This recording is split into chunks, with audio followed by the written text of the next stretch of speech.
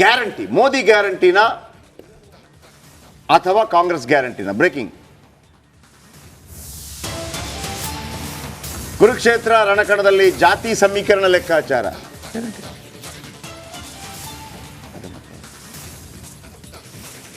ಕಾಂಗ್ರೆಸ್ ಗ್ಯಾರಂಟಿಗೆ ಮತದಾರ ಜೈಕಾರನ, ಮೋದಿ ಗ್ಯಾರಂಟಿಗೆ ಜೈಕಾರನ? ಬನ್ನಿ ಪರ್ಸೆಂಟೇಜ್ ನೋಡೋಣ ಬನ್ನಿ.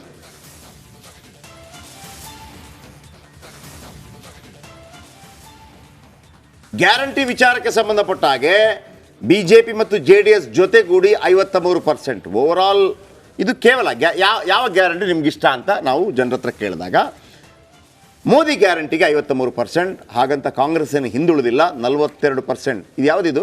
ಎಷ್ಟಿನ ಜಾತಿ ಯಾವ ಜಾತಿ? ಅಫ್ಕೋರ್ಸ್ ಅವರು ಜಾತಿ ವೋಟ್ ಮಾಡೋದಾದ್ರೂ ಗ್ಯಾರಂಟಿಗಳ ಯೋಜನೆಗಳು ಖಂಡಿತವಾಗ್ಲೂ ಪ್ರಭಾವ ಬೀರಿರುತ್ತೆ. ಜಾತಿಯ ಒಂದು ಇದನ್ನು ಕೊಡ್ತಾ ಇದ್ದಾರೆ. ಇದು SC STಗಳು ಎಷ್ಟು ಪರ್ಸೆಂಟೇಜ್ ST ಸಮುದಾಯ BJPಗೆ ಎಷ್ಟು ಪರ್ಸೆಂಟ್, BJP JDSಗೆ ಎಷ್ಟು ಪರ್ಸೆಂಟ್ ವೋಟ್ ಹಾಕತ್ತೆ ಅಂತ ಕೇಳಿದಾಗ 53% ST ಸಮುದಾಯ ಅಂತಂದರೆ ನಮ್ಮಲ್ಲಿ ಮೊನ್ನೆ ಲೀಕ್ ಆದಂತಹದನ್ನೇ ನಾವು ಹೌದು ಅಂತ ನಂಬಿದರೆ 50 ಲಕ್ಷ ಜನರಿದ್ದಾರೆ ಅನ್ನುವಂಥ ಮಾಹಿತಿ. ಅದರಲ್ಲಿ 53% BJP JDSಗೆ. ಮತ್ತೊಂದು ಕಡೆ SC ಅತಿ ಹೆಚ್ಚು ನಮ್ಮಲ್ಲಿ 1,08,00,000. ಮೊನ್ನೆ ಅದನ್ನೇ ನಾವು ಅಧಿಕೃತ ಅಂತ ನಂಬಿದ್ದಾರೆ. 46%. ಎರಡೂ ನೋಡಿ, ಇದು ಒಂದು ಗಮನಿಸಬೇಕು ನೀವು, ಎರಡೂ ಪಕ್ಷಗಳಿಗೂ ಕೂಡ ಸಮಾನಾಂತರವಾದಂತಹ ಪರ್ಸೆಂಟೇಜ್ ವೈಸ್ ಸಿಗ್ತಾ ಇದೆ. 46. ಮುಸ್ಲಿಂ ಮತಗಳನ್ನು ನೋಡಿ ನೀವೀಗ. ಮುಸ್ಲಿಂ ಮತಗಳ ಪೈಕಿ BJP JDS 13% ಅಂತೆ.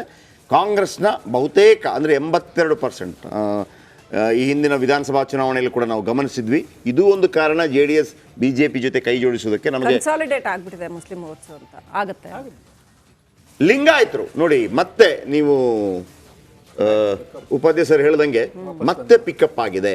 ಇದಕ್ಕೆ ಮುಖ್ಯ ಕಾರಣ ಮತ್ತೊಮ್ಮೆ ಹೇಳ್ಬಿಡ್ತೀನಿ. ವಿಧಾನಸಭಾ ಚುನಾವಣೆಯಲ್ಲಿ BJP 65 MLAಗಳಿಗೆ ಟಿಕೆಟ್ ಕೊಟ್ಟಿತ್ತು, ಲಿಂಗಾಯತ MLAಗಳಿಗೆ ಟಿಕೆಟ್ ಕೊಟ್ಟಿತ್ತು. ಗೆದ್ದಿದ್ದು 15 ಜನ ಮಾತ್ರ. ಕಾಂಗ್ರೆಸ್ಸು 46 ಜನರಿಗೆ ಟಿಕೆಟ್ ಕೊಟ್ಟಿತ್ತು, ಗೆದ್ದಿದ್ದು 36 ಜನ. ಅದೇ ನೀವು 2018ಕ್ಕೆ ಹೋದಾಗ ಏನು 35+ ಇತ್ತು ಅದು BJPಯಲ್ಲಿತ್ತು, ಏನು 15+ ಇತ್ತು ಅದು ಕಾಂಗ್ರೆಸ್ಸಲ್ಲಿತ್ತು. ಅಂದರೆ Yediyurappa factor, Lingayat factor work out ಆಗಿದೆ. ಅದೇ ಕಾರಣಕ್ಕೆ ಮತ್ತೊಮ್ಮೆ ತಗೊಳ್ಳಿ ಸಾರ್ ಅಂತೇಳಿ ಕೊಟ್ಟಿರೋದು BJP ಹೈಕಮಾಂಡ್. ನೋಡಿ, ಲಿಂಗಾಯತರು 67%, ಕಾಂಗ್ರೆಸ್ಗೆ 20%. ಒಕ್ಕಲಿಗರು ಇದು ಬಹಳ ಮುಖ್ಯವಾಗಿ ಮತ್ತೊಂದು ಫ್ಯಾಕ್ಟರ್ JDS ಮತ್ತು BJP ಜೊತೆಗೆ ಹೋಗೋದಕ್ಕೆ. 53% ಒನ್ಸ್ ಅಗೇನ್ ಕಾಣ್ತಿದೆ. ಕಾಂಗ್ರೆಸ್ 40%, ಇತರರು 7%.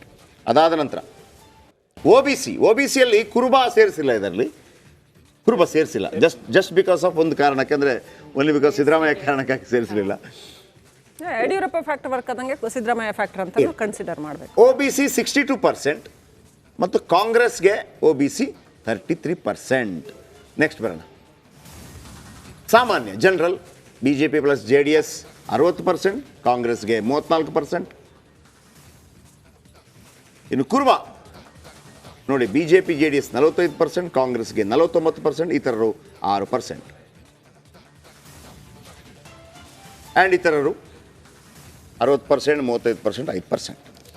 BJP ವಕ್ತಾರರು ಕೂಡ ನಮ್ಮ ಜೊತೆ ಇದ್ದಾರೆ ಅಂತ ಅನ್ಕೋತೀನಿ. ಸಂಕೀರ್ತ ಅವರು, ನಮಸ್ಕಾರ. ಸಂಕೀರ್ತ ಅವರೇ, ನಿಮಗೆ ಒಕ್ಕಲಿಗರ ಮೇಲೆ Lingayat factor Yediyurappa deciding factor ಅಂತ ಆಯಿತು. ಒಕ್ಕಲಿಗರ ಮೇಲೆ ನಿಮ್ಗೆ ಎಲ್ಲೋ ಒಂದು ಕಡೆ ನಂಬಿಕೆ ಇರಲಿಲ್ಲ, ಅಥವಾ ಒಕ್ಕಲಿಗರು ನಿಮಗೆ ಸಪೋರ್ಟ್ ಮಾಡ್ತಾರೋ ಇಲ್ವೋ ಅನ್ನೋ ಭಯಕ್ಕೆ ನೀವು JDS ಜೊತೆ ಮೈತ್ರಿ ಮಾಡ್ಕೊಂಡ್ರಿ ಅನ್ನೋಂಥ ಒಂದು ವಿಶ್ಲೇಷಣೆ ಕೇಳಿ ಬರ್ತಾ ಇದೆ ನಿಮ್ಮ ಬಗ್ಗೆ, ಹೌದಾ?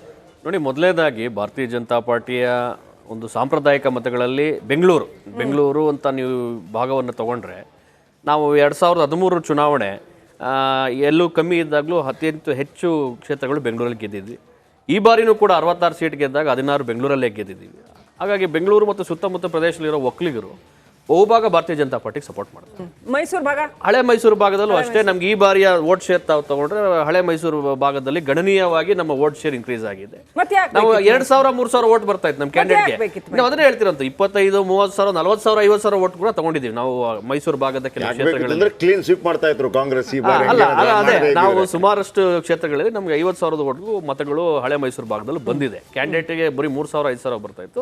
ಸೊ ಹಾಗಾಗಿ ಒಕ್ಕಲಿಗರು ಮತ್ತೆ ಎಲ್ಲ OBC ತಾವು ನೋಡ್ತಾ ಇದ್ದೀವಿ, ಹಿಂದುಳಿದ ವರ್ಗದವರು ಎಲ್ಲರೂ ಕೂಡ ಭಾರತೀಯ ಜನತಾ ಪಾರ್ಟಿಗೆ ಸಾಂಪ್ರದಾಯಿಕ ಮತದಾರರಾಗಿ ನಮ್ಮ ಕೆಲಸಗಳಿಗೆ ಇದೆ. ಇದರಲ್ಲಿ ಎರಡು ವಿಷಯ, ಒಂದು ಲೋಕಸಭೆ ಚುನಾವಣೆಯ ಪ್ಯಾಟರ್ನ್ ಬೇರೆ ಇರುತ್ತೆ, ವಿಧಾನಸಭೆಯ ಚುನಾವಣೆಯ ಪ್ಯಾಟರ್ನ್ ಬೇರೆ ಇರುತ್ತೆ. ರಾಷ್ಟ್ರ ರಾಜಕಾರಣದಲ್ಲಿ ಕಾಂಗ್ರೆಸ್ ರೆಲೆವೆನ್ಸಿ ಕಳ್ಕೊಂಡಿದೆ. ಹಾಗಾಗಿ ಲೋಕಸಭೆ ಚುನಾವಣೆಯಲ್ಲಿ ತಾವು ನೋಡೋದಾದ್ರೆ ಅವರಿಗೆ ಪ್ರಶ್ನೆ ಕೇಳ್ಬಿಡ್ತೀನಿ. ನಿಮ್ಗೆ ಲಿಂಗಾಯತ ಲೀಡರು ಅಂತ ನೀವು ಯಡಿಯೂರಪ್ಪನವ್ರನ್ನ ಹೇಳ್ತಾರೆ, ಅವ್ರು ಎಲ್ಲ ಸಮುದಾಯಗಳಿಗೆ ಲೀಡರು ಅಂತ ಹೇಳ್ತೀನಿ ನಾನು, ಕೇವಲ ಲಿಂಗಾಯತರು ಅಂತ ಹೇಳ್ಬಾರ್ದು. ಆದ್ರೆ ಇದ್ರ ಲೆಕ್ಕಾಚಾರ ಬಂದಾಗ you calculate that way. But ಅದೇ ತರ ನೀವು ಒಕ್ಕಲಿಗ ಲೀಡರ್ಗಳನ್ನ ಬೆಳೆಸೇ ಇಲ್ಲ ಎಲ್ಲೋ ಒಂದ್ ಕಡೆ ಅದೇ ತರ ಅವ್ರನ್ನ ಲೀಡರ್ ಇದಾರಪ್ಪ ನಮ್ಮಲ್ಲಿ, ಹಾಗಾಗಿ ಎಚ್ ಡಿ ಕುಮಾರಸ್ವಾಮಿ ಅವರು ಇದ್ದಾರೆ ಅಥವಾ ಡಿ ಕೆ ಶಿವಕುಮಾರ್ ಅವರು ಇದ್ದಾರೆ, ಆ ತರ ಬಿಜೆಪಿನಲ್ಲಿ ಇಲ್ವೇ ಇಲ್ಲ. ಹಾಗಾಗಿ ನಮ್ಮಲ್ಲಿ ನಾನು ಹೇಳ್ತಿರೋದು ಆಗ್ಲೇ ಅದೇ ಹೇಳಕ್ ಬಂದೆ. ಈಗ ನಮ್ಮ ವಿರೋಧ ಪಕ್ಷದ ನಾಯಕರು ಒಕ್ಕಲಿಗರೇ, ಡಾಕ್ಟರ್ ಅಶ್ವಥ್ ನಾರಾಯಣ ಅವರು ಉಪಮುಖ್ಯಮಂತ್ರಿ ಮಾಡಿದ್ರು, ಅವರು ಒಕ್ಕಲಿಗರೇ.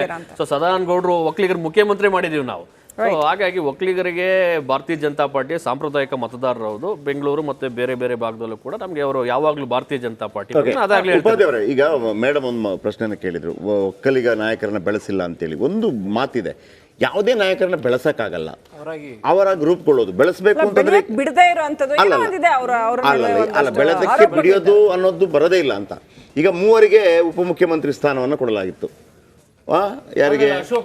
ಲಕ್ಷ್ಮಣ್ ಸವದಿ, ಅಶೋಕ್ ಉಪಮುಖ್ಯಮಂತ್ರಿ ಈ ಹಿಂದೆ, ಆಮೇಲೆ ಗೋವಿಂದ ಕಾರಜೋಳ, ಅಶ್ವಥ್ ನಾರಾಯಣ್, ಇವ್ರು ಯಾರು ಕೂಡ ಅಂದ್ರೆ ನಿಮಗೆ ಒಂದು ಪುಷ್ ಮಾಡಿಬಿಡ್ಬೋದು ಅಷ್ಟೇ, ಆಮೇಲೆ ತನ್ನಿಂದ ತಾನೇ ರೂಪುಗೊಳ್ತಾರೆ ಅಂತ. ಈಗ ಕುಮಾರಸ್ವಾಮಿ ಅವರದೇ, ಕುಮಾರಸ್ವಾಮಿ ರೆಡಿ ಮಾಡಲಿಲ್ಲ. ಕುಮಾರಸ್ವಾಮಿ ಆಟೋಮೆಟಿಕಲಿ ಅವರೇನು ಆಟೋಮೆಟಿಕಲಿ ಕ್ರಿಯೇಟ್ ಆಗಿಬಿಟ್ರು. ಅವ್ರು ಹೇಳಿದ್ರು ನನಗೆ ಯಾರು ಅವಕಾಶ ಕೊಟ್ಟಿದ್ದಾರೆ ಅನ್ನುವಂಥದ್ದು. ಅದಕ್ಕೆ ಮೇಡಮ್ ಹೇಳಿದಂಥ ಮಾತಿಗೆ ಬಿಜೆಪಿ ನಿಜವಾಗ್ಲೂ ಹಂಗೆ ಮಾಡಿದ್ಯಾ ಅಂತ. ಇಲ್ಲ, ನನಗನ್ಸುತ್ತೆ ಅವರಾಗಿ ಬೆಳಿಲಿಲ್ಲ. ಫಾರ್ ಎಕ್ಸಾಂಪಲ್ ಅಶೋಕ್ 7 ಬಾರಿ MLA ಆಗಿದ್ದಾರೆ, ಆದರೆ ಅವರ ಕಾನ್ಸ್ಟಿಟ್ಯೂನ್ಸಿಯಿಂದ ಇನ್ಫ್ಲೂಯೆನ್ಸ್ ಇದೆಯಾ ಅವರ ಹೊರಗಡೆಗೆ? ಈವನ್ ಲೋಕಸಭಾ ಎಲೆಕ್ಷನ್ನಲ್ಲಿ last time he could not influence outside, very limited ಇದು. ಆಮೇಲೆ Ashwath Narayan also city based. So ಹೀಗಾಗಿ BJP would like to see them grow. ಇವರೇ ಬೆಳೆದ ಏನ್ ಮಾಡ್ಲಿಕ್ಕಾಗುತ್ತೆ ಅವ್ರಿಗೆ? ಯಾಕೆ ಅಂತ ನನ್ಗೆ ಅಲ್ಲಿಂದ ಬಹಳ ಸೂಕ್ಷ್ಮ ಇವ್ರು ಹೇಳಿದ್ ಕರೆಕ್ಟ್. ಏನಂತಂದ್ರೆ ನೀವು D K Shivakumar U C him growing, U C H D Kumaraswamy growing, but ಅದೇ ತರ ಬಿಜೆಪಿನಲ್ಲಿ ಇವ್ರು ಯಾಕೆ ಬೆಳಿಲಿಲ್ಲ ಅಂತ. ಒಂದು JDS ಕಡೆ ಕನ್ಸಾಲಿಡೇಟ್ ಆಗ್ಬಿಟ್ಟಿದೆ. ಅದನ್ನ ಆ ಇಡಿಗಂಟನ್ನ ಆಚೆ ತೆಗೆದು ಬಹಳ ಕಷ್ಟ ಇದೆ. ದೇವೇಗೌಡರು ಇರೋವರೆಗೂ ಅದು ಅಲ್ಲೇ ಇರುತ್ತೆ. ಒಂದು. ಎರಡನೇದಾಗಿ D K Shivakumar last assembly election ಟೈಮ್ನಲ್ಲಿ ಒಂದು ಒಕ್ಕಲಿಗ ಸಮುದಾಯದಲ್ಲಿ ಏನು ಬಂತು ಅಂದರೆ, ನಮ್ಮವರು ಈಗೊಂದ್ಸಲ ಮುಖ್ಯಮಂತ್ರಿ ಆಗ್ಬಿಡ್ತಾರಪ್ಪ ಅನ್ನೋ ಒಂದು ಬಂತು. I think last time 135 seat ಕಾಂಗ್ರೆಸ್ಗೆ ಬರಬೇಕಾದ್ರೆ ಅದರಲ್ಲಿ D K Shivakumar projection as a CM candidate ಬಹುಶಃ ಭಾಳ ವರ್ಕ್ ಆಗಿದೆ. ಯಾಕಂದರೆ ನೋಡಿ, ಓಲ್ಡ್ ಮೈಸೂರು ಏರಿಯಾದಲ್ಲಿ ದೇ ಸ್ವೆಪ್ಟಿ. ಸೊ JDS ಕೂಡ ಭಾಳ ಕೆಟ್ಟದಾಗ ಸೋತು. ಯಾಕದು? Because D K Shivakumar issue ಏನೋ ಈಗ. ಆದರೆ ಪಾರ್ಲಿಮೆಂಟ್ ಎಲೆಕ್ಷನ್ನಲ್ಲಿ ಡಿಫ್ರೆಂಟ್ ಆಗಿರುತ್ತೆ. ಆದರೆ ಒಂದು ನಾನು ನಿಮ್ಮ ಹತ್ರ ಕೇಳಲಿಕ್ಕೆ ಇಷ್ಟಪಡ್ತೀನಿ. ಇದೇ ಪ್ರಶ್ನೆಗೆ, ಇದು ಎಲ್ಲರಿಗೂ ಬರುವಂಥ ಪ್ರಶ್ನೆ. ದೇವೇಗೌಡರನ್ನೇ ಎದುರಾಕೊಂಡೇ ಡಿ ಕೆ ಶಿವಕುಮಾರ್ ರಾಜಕೀಯ ಮಾಡಿದ್ದಾರೆ.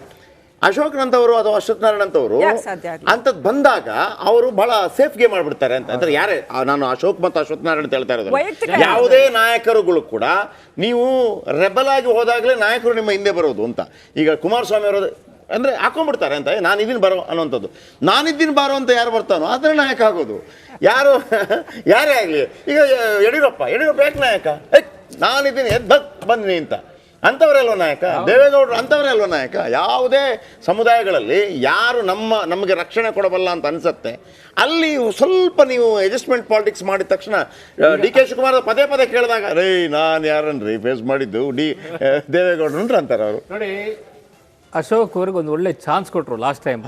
ನೀವು ಹೋಗಿ ಕುಮಾರಸ್ವಾಮಿ ಮೇಲೆ ಗೆದ್ಕೊಂಬನ್ನಿ ಅಂತ ಹೇಳಿ. ಸೊ ಯಾಕೆ ಹಾಕಿದ್ದಲ್ಲಿ? You also show you are merit. ನೀವು ಒಕ್ಕಲಿಗರಲ್ಲಿ ನೀವು ಅವ್ರಿಗಿಂತ ಹೆಚ್ಚಾಗಿ ಬೆಳೆಯಲಿಕ್ಕೆ ಸಾಧ್ಯ ಇದೆ, ಅಥವಾ ಕ್ಲೋಸ್ ಬರಬೇಕಾಯ್ತು. ಎಲ್ಲಿ ಅವರ ಕ್ಯಾಂಪೇನ್ ಕೂಡ ಏನು ಗೆಲ್ಲಬೇಕು ಅಂತಿಲ್ಲ. ಇದಿರುತ್ತಲ್ಲ, ಏನು ಕೆಚ್ಚದೆ ಒಂದು ಹೋರಾಟಗಳಿರುತ್ತಲ್ಲ, ನಿಜವಾಗ್ಲೂ ಕಾಣಲೇ ಇಲ್ಲ. ಅಶೋಕ್ ಈ ಯಾವುದು ಆಪರೇಷನ್ ಕಮಲದ ಸಂದರ್ಭದಲ್ಲಿ ತೋರಿಸಿದಂತ ಅವರ ಏನು ಪಾದರಸ ಟೈಪ್ ನ ಒಂದು ಇದು ಆಮೇಲೆ ಕಾಣಲೇ ಇಲ್ಲ ಅಂತ.